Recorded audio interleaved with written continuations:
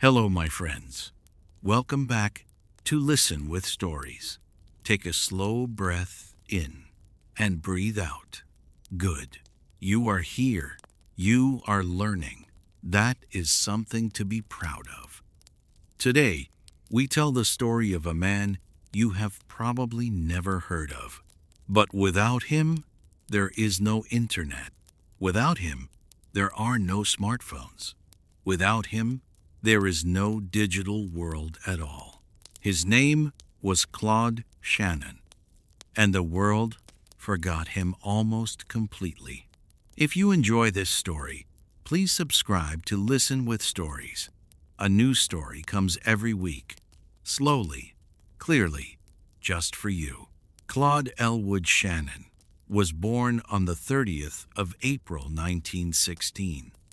He grew up in a small town called Gaylord in the state of Michigan in the United States. It was a quiet town. Not many people, not many big ideas. But young Claude was different. He loved puzzles. He loved building things. He loved understanding how things worked. As a child, he built model planes. He built radios from scratch. He even built a telegraph system between his house and his friend's house using old wire. He was curious about everything. His grandfather had been an inventor. Claude felt that same fire inside him. He was not the loudest boy in school. He was not the most popular, but he was always thinking. He was always asking one simple question. Why?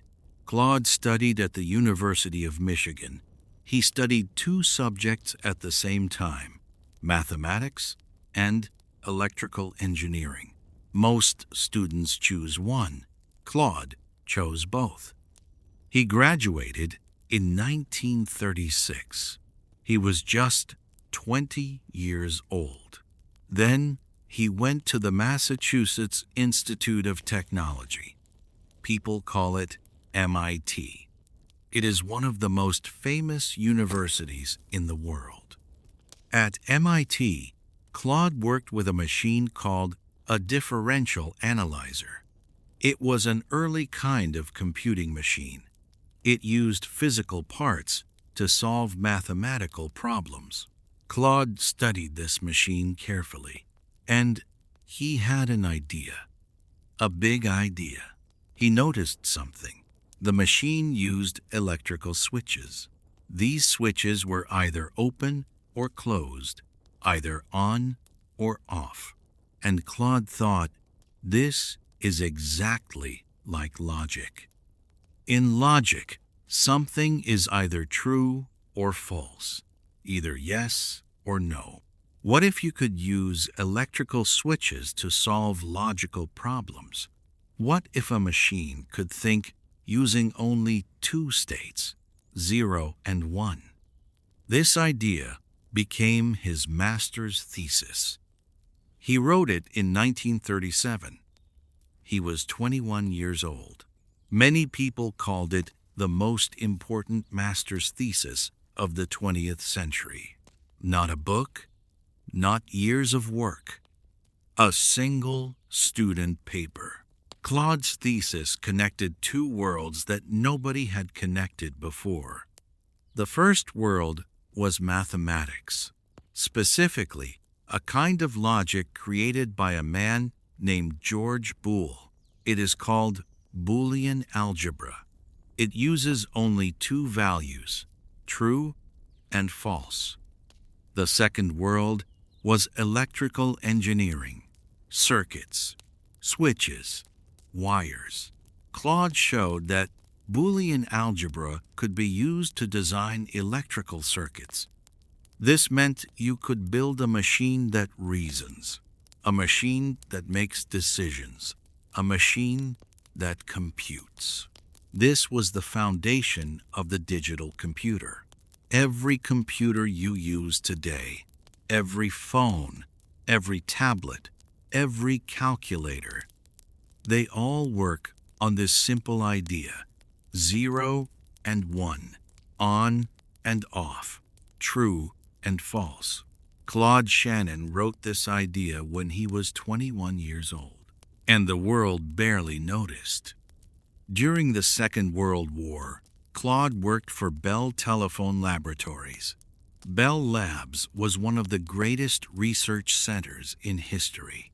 He worked on secret projects for the United States government. He helped design systems to send coded messages. He worked on anti-aircraft systems. He helped protect military communications. During this time, he also met one of the greatest minds in history, Alan Turing, the British mathematician who cracked the Nazi code machine. The two men talked. They sat together in the cafeteria at Bell Labs. They talked about thinking machines, about the future of computing. Two quiet, brilliant men. Two conversations that changed everything. Claude continued working quietly. He published little during the war. Most of his work was secret. But inside his mind, a much bigger idea was growing. In 1948, Claude Shannon published a paper. It was called A Mathematical Theory of Communication. It changed the world. Before this paper, nobody understood what information really was. People sent messages. People used telegraph. People used telephone. But nobody had a scientific theory about what information is. Nobody had measured it. Nobody had defined it. Claude changed that. He said, information can be measured. It can be quantified. It has a unit. He called that unit the bit, short for binary digit, 0 or 1. This is the same bit we use today when we talk about megabytes and gigabytes, when we download a file, when we send a photo. Everything digital comes from this one idea. Shannon also proved something powerful. He showed that any message can be compressed. It can be made smaller without losing meaning. He showed that any message can be protected against errors. He showed that there is a limit to how much information you can send through any channel. He called this the channel capacity. These ideas are used in every wireless network today, every streaming video, every phone call, every satellite signal. Next, Claude Shannon built the mathematical foundation for all of it. He was 32 years old when he published this paper. After 1948, Shannon became famous in academic circles. Scientists knew his name. Mathematicians respected him deeply. But the general public never knew him. He did not appear on television. He did not write popular books. He did not seek attention. He continued working at Bell Labs. Then he became a professor at MIT. He worked on strange and wonderful problems.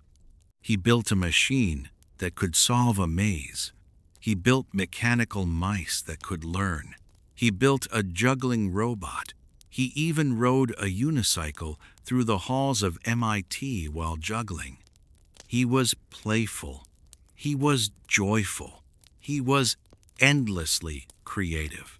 He once built a machine whose only purpose was to turn itself off. You pressed the button, a hand came out and turned itself off. He called it the ultimate machine. People laughed. But there was genius in the playfulness. He was always asking, what is the limit of what a machine can do? In the 1980s, Claude Shannon slowly stepped back from public life. He had always been quiet, but now he became even more private. He developed Alzheimer's disease. Slowly, the man who had understood information better than anyone began to lose his own memories. He spent his final years in a care home in Massachusetts. Visitors came sometimes. Scientists who wanted to thank him. Young researchers who could not believe they were meeting the man. Claude was always kind, always gentle, always curious, even as the disease took more and more from him. He died on the 24th of February, 2001. He was 84 years old. At the time of his death, most people in the world had never heard his name, but every person in the world was using his ideas. My friend, you have listened all the way to this point. That is not a small thing. That is real progress. Claude Shannon taught the world that information has value, that every bit matters. And today, every word you listen to was a bit of knowledge entering your mind. Every sentence, every story, every minute you spend learning English. It all adds up. You may feel slow. You may feel like you are not improving, but you are, quietly, like Shannon, working in the background. One day, people will hear you speak English and not believe how far you have come. Keep listening, keep learning, stay curious.